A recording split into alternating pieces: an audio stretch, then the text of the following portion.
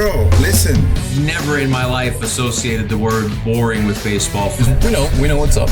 Me? Yeah. Famous? Yeah. And I'm like giddy over there smiling like, we're about to win this shit. Did everyone give you crap? Give me a good host story. I'm not picking it up. We both love the game. We talk about it every day. Can't get enough baseball. Having some popcorn, you're fooling around your phone. I'd have to wait in line for 3 hours. Hang on, because it's about to be a wild ride. All right, there's no human being I'd rather be talking to right now than Tanner Houck. Fact. Thank you for having me. You're welcome. Well, here's the thing, Tanner. Our senses were keen in spring training when we sat down and we said, you are one of our breakout pitchers of the year. So I know that there's a long way to go, so don't give me any cliches. It's okay.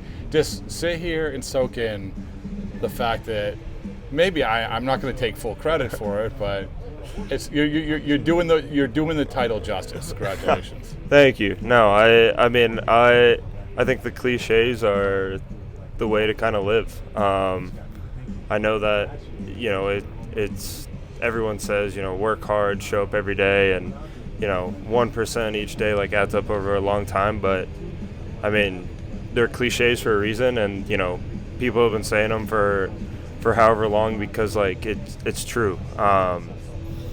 You're not going to see results in a day or a week or a month, but if you just continue on that path of each day and just trying to get better each day and finding a way to make it work for you and make it fun for you, it adds up over a long time. And next thing you know, you're a year, 2 years, 3 years into it, and it becomes a habit. And habits are hard to break, and they're also hard to pick up. But if you put your mind to it, you can do anything. Let's reflect on when we sat down and I said, what do you feel the best about that you sort of had evolved throughout spring training? And you said your slider. Mm-hmm. That's what you said. So now as we sit here, has it become the pitch that you thought it would be in spring training? Obviously, it's been good, but again, you had a pretty good feel of it back then, and I guess that's why you had a good feeling for it, right? Yeah, I would say all of my pitches have taken a step upwards this year, but that's also coming from throwing more strikes, I think. That's it, you think? Yeah, You think that's the biggest thing? I think it's definitely the biggest thing for me personally. I've limited the free passes this year, and I think that's another thing that gets kind of maybe overshadowed in an era of a lot of big stuff. A lot of people have absurd movement, big velos. But with that being said, can you control it? Can you throw it over the white part of the plate that an umpire is going to call strike? You've been told that your whole life. You were told that last year. Yeah, for sure. But I think it just kind of. I think the mechanical adjustments I made on top of continuing to buy into it each and every year. I've always wanted to throw more strikes. I've always known that whenever I was in the zone more, I was a better pitcher, and that's dating back to high school. But for a long time there, I got caught up in trying to chase bigger velos and bigger movements and swings and misses, and swing and misses and strikeouts and just trying to really outstuff people. And this year, I'm not chasing the big velos anymore. I keep saying, I'm comfortable with throwing 92 now, and you see people all the time now, 97, 98, 95, 96, I can reach back and I can hit, 5, 6, maybe a 7 if I feel really good that day. But ultimately, I know that if I throw 92 to 94 and I can, locate it pretty well and just rely on my movement, I know that I'm a better pitcher that way. I limit the free walks or the free passes on the base in terms of hit by pitch or a walk. And you're getting through games. You're going deep into games. Yeah, I trust the defense behind me. I trust all those guys out on the field. And it starts with Wong and Reese behind the dish, and then work your way first through right field, all the way all around the base. I mean, I trust every single one of those guys to go out there and make the plays. Is there, like you said, and I believe you, I don't think you weren't trying to throw strikes. There's also the element of, I'm going to throw it, I'm going to throw it to the heart of the plate and trust that my stuff is really good. Yeah. Right? And that this good result. I mean, we've talked about like we know the percentage of first, but it's hard to really understand that until you do it, keep doing it. Yeah. The percentages, if anyone goes in and looks, you see what happens to batting averages the moment you get strike one or ball one. One of my big critiques the past few outings is I haven't executed the first pitch strike as well. That digs you in a hole right away, and that's going to lead to problems down the line. But, if you go out there, you get strike one, strike two, every hitter in the game is going to be uncomfortable. And, I think the biggest jump for me this year was the splitter and throwing that a good chunk more to lefties, but also being able to work that into righties and just ultimately really utilize my third pitch. And taking away the four seam, a pitch that was kind of just never really developed into the pitch that I really thought it would be. How long have you been throwing that? Since 17. Okay. I got drafted, and I remember that. They had started teaching me the four seam then, and I understood the idea behind it. They sat me down at that time and explained why they thought I could do it, and it just never really turned into the pitch that we all thought it would, what we thought it could be. But that's okay, and that's part of trying new things, learning new things, and I learned that I shouldn't throw a four-seam fastball. That's great information. But also you look at a guy like Weissert, who same arm slot and can throw a four-seam. Yeah. That's crazy. It's a little bit of everything. So I forgot you guys have the same arm slot. Yeah. Because we're always obsessed over you have the same arm slot as Chris Sale. You're the righty Chris Sale. But Weissert's the same thing. It's a unique arm slot. It's a low three-quarter arm slot. But it just shows that everyone's different, and not everyone should be doing the same thing. I don't throw the same as Cutter Crawford. Cutter Crawford doesn't throw the same as Pivetta. Like a pitching machine. Yeah, there's everyone does this game in such a different way, and that's the great part about it. So, think deep and hard about this question. Okay. What is the best compliment you've gotten this year? Because sometimes when you're going through this, and I'm not talking about we all say, hey, good job, good up. But every once in a while, there's something that hits, something that hits, and oh wow, that was cool. Maybe from an opponent, I don't know. I know I can serve for some managers after the games who have really good. And I'm not asking you to blow yourself up. I don't pay attention about it. I really try not to ride the high or ride the low. And it's.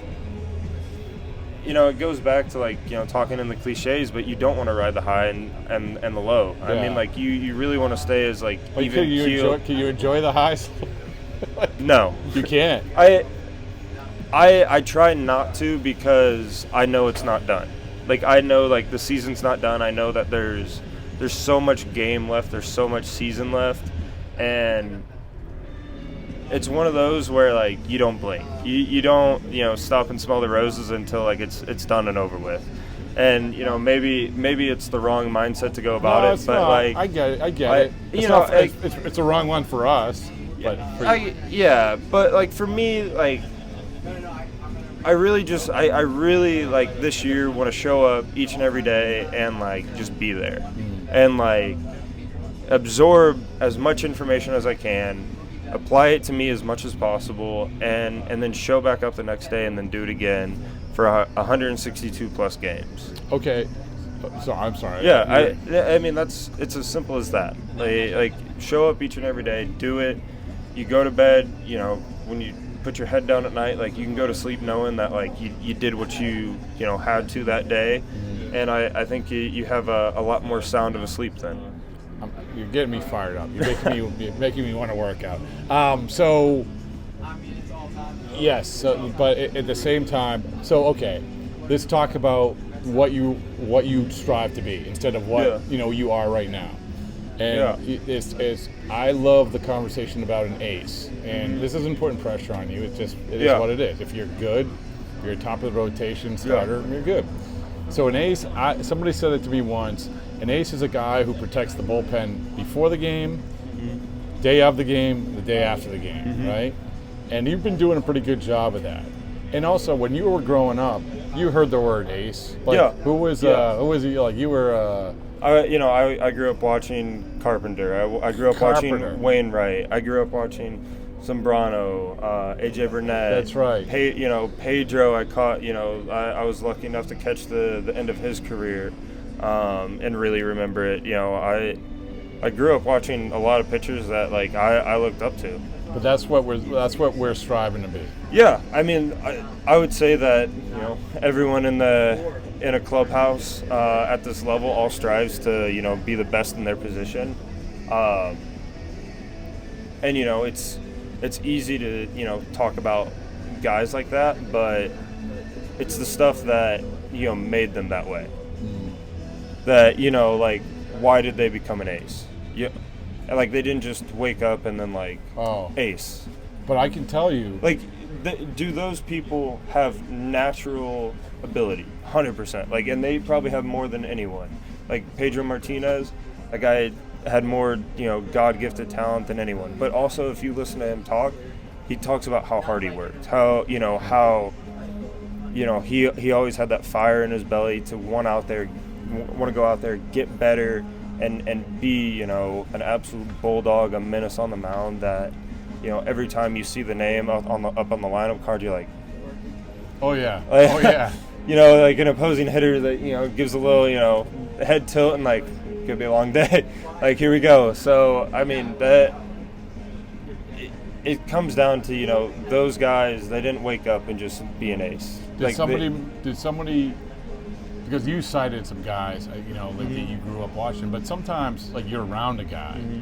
Did somebody, like, give you a great perspective of what it's like to be an ace? Because I think that's another sort of part of this. Because I don't know if all the things that you said, did you view this the same way, even, like, when you first came up? Because it's it's a whirlwind, like, when you first come up. I think, like, role models for me, like, I had the fortunate enough time to have him as a pitching coach on my travel ball team. I played with his son, but Andy Bennis. Yeah. So I had the privilege to work with him, and how amazing of a man he was as a family man, as a role model, and then as a baseball player, 10-year vet, very very talented guy.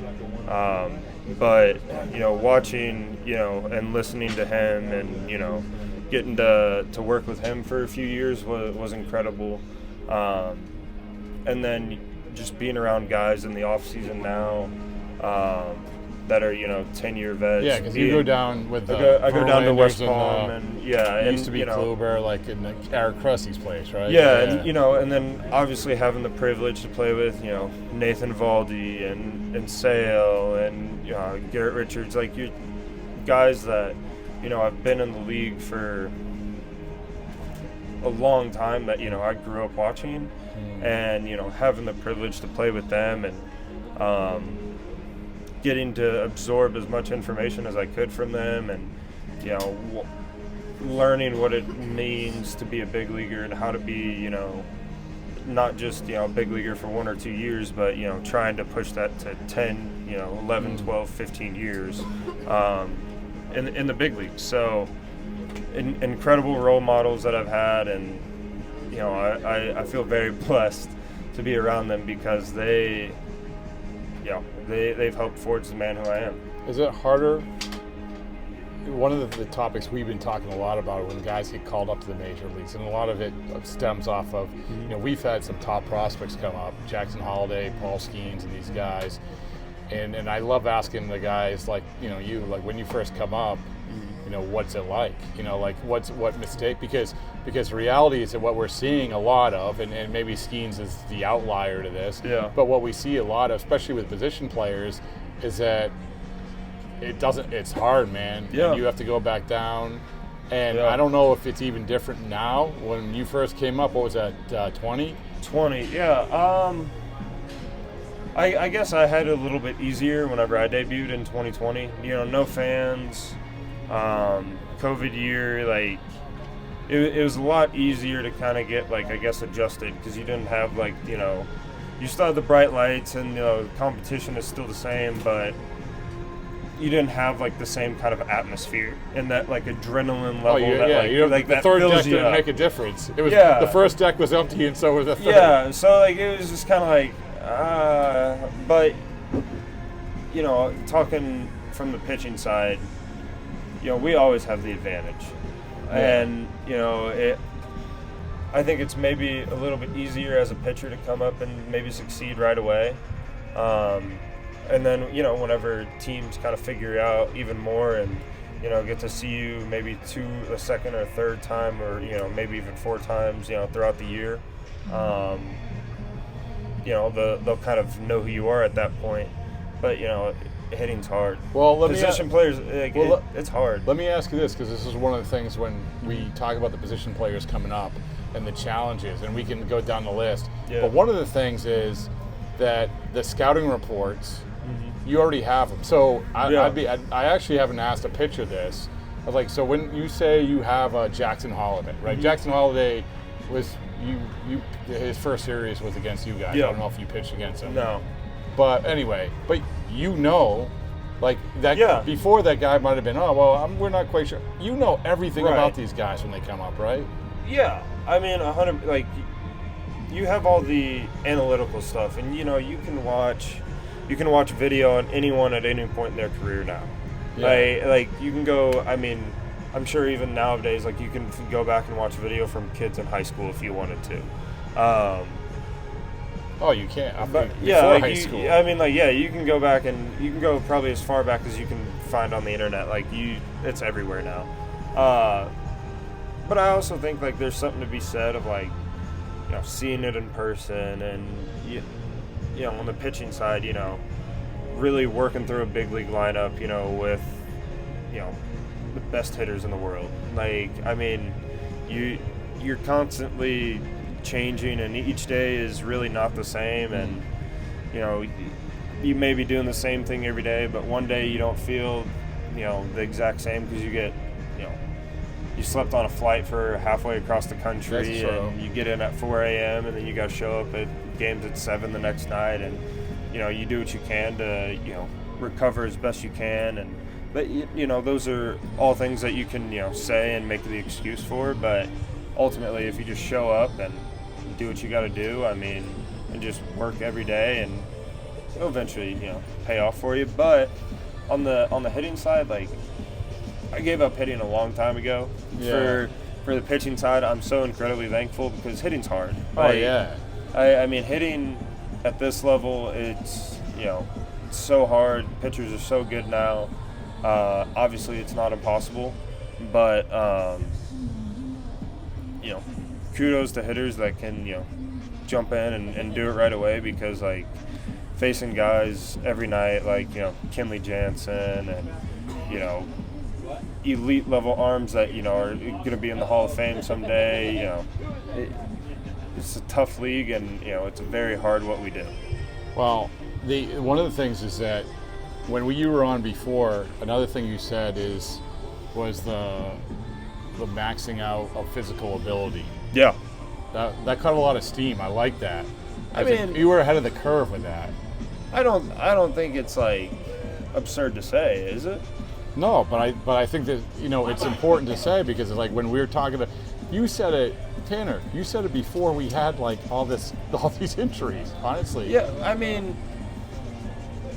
there's, I wouldn't say like, I just know that like there's a limitation on what we can do as humans, and like I would love to say that I'm wrong in that statement, but like there is like a fine line of like what I think like is healthy and what you can do that, you know, to maintain it. And I mean, this is a game, and you know, you're trying to play it at like the hardest level in the world, and you know, you try to recover the best you can, but at the same time, what we do throwing a baseball is so unnatural anyways. I mean, it's not, like we know it's not good for the arm, but you know, we still choose to do it. Why? Because I love this game more than anything on earth, and I played this game since I was 4 years old, even younger than that, throwing a tennis ball around the house.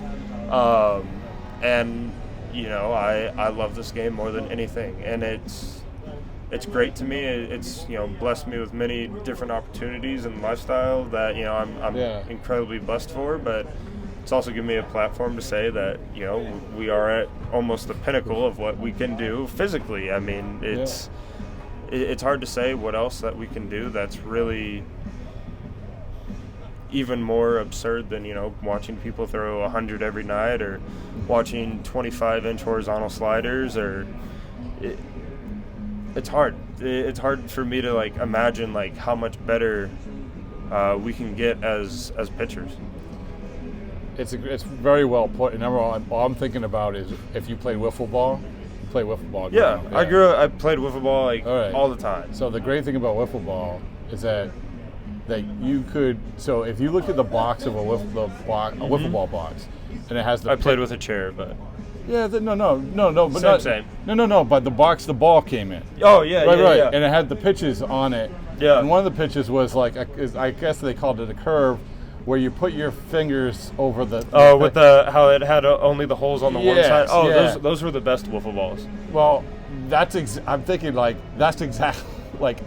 I threw like a Tanner Houck pitch with a wiffle ball, but you throw an actual baseball with a wiffle ball. Well, I mean, you know, you can go into all the physics you want, but I mean, like nowadays, like people are smart. Like we've gotten like really smart on how to make balls, like the baseball move, and you know, with the seam shifted and everything like that, which is why, you know, you're seeing a lot of people throw certain pitches now, because like we understand on how to make the ball move. Yeah. Not with just, you know, like, oh, I'm gonna make my wrist do this. No, like, it's the wiffle ball box hack in real life. Yeah. And I mean, some people are going to be able to do it better than others, just, you know, by God-gifted ability.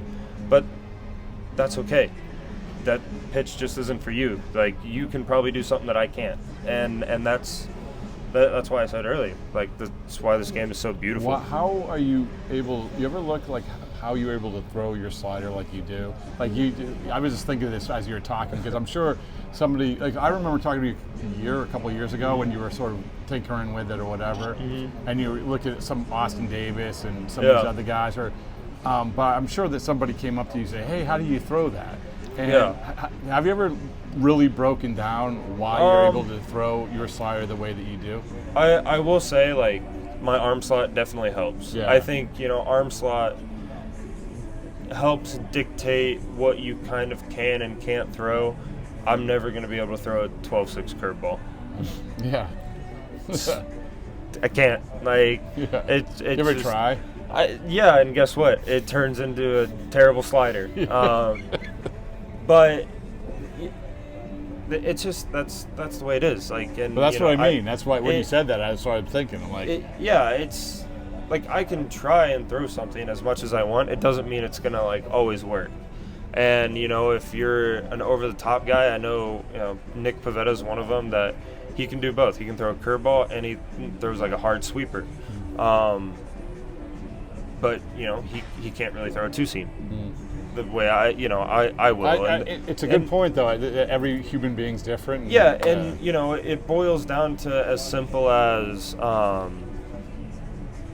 you know, arm slot and, you know, ability and, you know, maintaining health. And you know, if you keep throwing a sweeper and your arm feels like, you know, dog water the next day, probably shouldn't. Maybe you know, take a few days off from throwing it, and then, you know, or, you know, speak up and say something. So I think health is something in this game that we can all do better in terms of showing up each day, trying to get the best recovery we can, and no one wants to go out there and get hurt. Have you done anything different this year in that respect? I'm ducking on line drives back at me now. Ooh, good for you. You and Chris Martin. Yeah. No, I think each year I've gotten a little bit better in terms of growing with my recovery. Why? Because I've gotten a little bit older each year, and I'm not 22 years old anymore, and I can't recover as well as a 22-year-old. I'm 27, going to be 28 in June. Congratulations. And, that's still very young. 28 is a sweet spot. It's a nice little spot. Great. My wife likes to remind me that I'm old. I got the gray hairs for it, so I accept it. You know what you do? You wear a flat brim hat. It takes off 30 years. I just throw on my baseball cap to cover up my gray spot. I'm like, don't look at it. Luckily, I'm taller, so she can't see it most of the time, anyways. Yeah. But for me, like I said, I'm not 22 anymore, so I don't recover like a 22-year-old. I'm 27, and that's still, like I said, still very young, but I also know that there's more that I can be doing in terms of recovery-wise, not just to help this year, but for hopefully 10 years down the road whenever I'm still playing. You watch the All-Star game growing up? I did. You like the All-Star game? I do. All right. I think it's fun. You know where I'm going. I love the old All-Star games with the old, like, everyone in their own jerseys and. Oh well, wasn't it also let's go nationally versus America? Yeah, like I think it's fun. I think everyone loves the All-Star game. It must be a goal. That must be like a thing for you. Like that'd be a cool thing, right? Yeah, I mean that would definitely be a cool thing. But going back to what I said earlier, one day at a time. One day at a time, and it's not the funnest way to look at things, and it's so easy to like look to the future and want certain goals, and those are great. Like have your short-term goals, have your long-term goals, have your medium-term goals. Like there's. And, for me, it's one day at a time, one goal at a time each day. And I always use the joke with Charlie Madden, our bullpen coach, who I play catch with every day.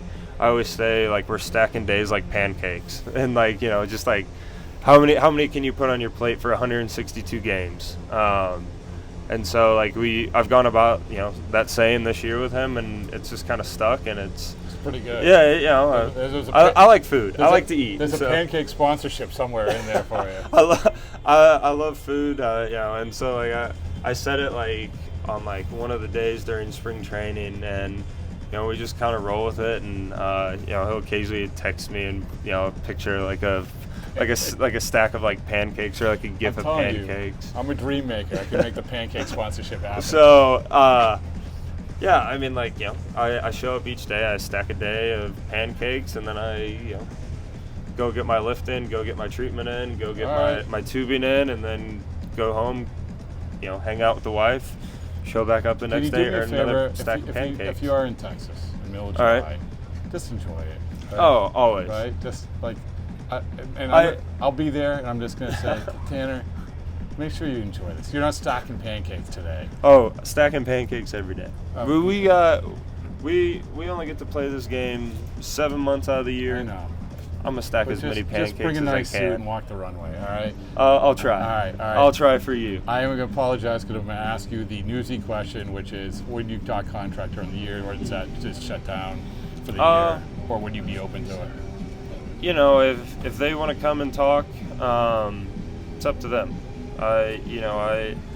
I'm showing up each day, and I'm going to go about. I'm going to go about my days normal, and if it happens, it happens. So if in not, the season, you wouldn't be adverse to it. No, I'm very open-minded to anything. I'll listen to anyone, talk to anyone. I don't think of anything really about it. I'm happy with where me and my wife are in our life, and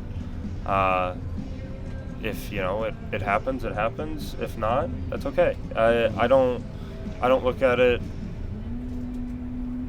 really, or like, don't really think about it at all. I'm really concerned about the day-to-day stuff of this year, and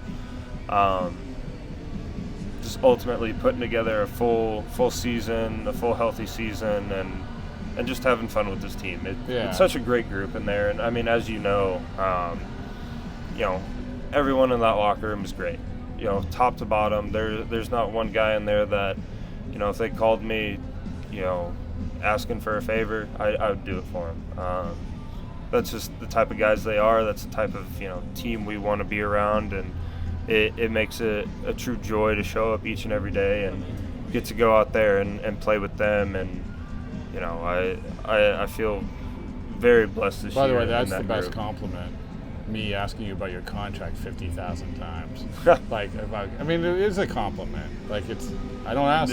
People don't ask you that unless it's. And they don't offer it unless So. Yeah, I mean, like I said, if it happens, it happens. If it doesn't, it doesn't. And it's one of those future things that God has a plan for me. And as much as I want to sit there and say that I have everything planned out in my head, and I have like a certain view of what I want to happen, like, it's not really up to me, and that's okay. And like I've made a lot of peace with that, and knowing that like I don't have a lot of control what the future has, and I can just control what I can control in this moment, and take care of what I have to right now. And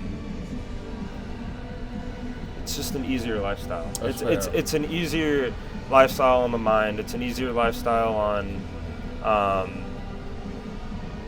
me and my family, and the way we go about things, because it's easy to get distracted by everything online and that people can do nowadays, and just really anything like that you can do nowadays. Like, it's easy to get distracted from your goals and your passions and the things you want to do in life. And for us, it's about for me especially, it's about me and my wife, and just being happy with the life that we have and enjoying it, and enjoying this lifestyle we have, because it's a true blessing. Last question, Wasabi Hot Cloud Storage, hot or not question. I say going to movies by yourself is hot. Do you agree or not? Yeah. I would go to a movie by myself. I went to breakfast by myself this morning. I'm not like, I'll go do something by myself. I have no shame in it, and depends on what movie though. Okay. What are you picking? Believe me, all I know is this: when you have kids, you take shifts going to movies by yourself. I literally did that. So it's a very polarizing topic, though. So I appreciate your answer. Yeah, why not? Go enjoy some alone time. Thank you. Why not? Everyone needs a little bit of alone time. Spend time with yourself. Talk to yourself in the mirror. Find out who you really are as a person. Well put. Once again, excellent. Thank you so much. Oh, thank you.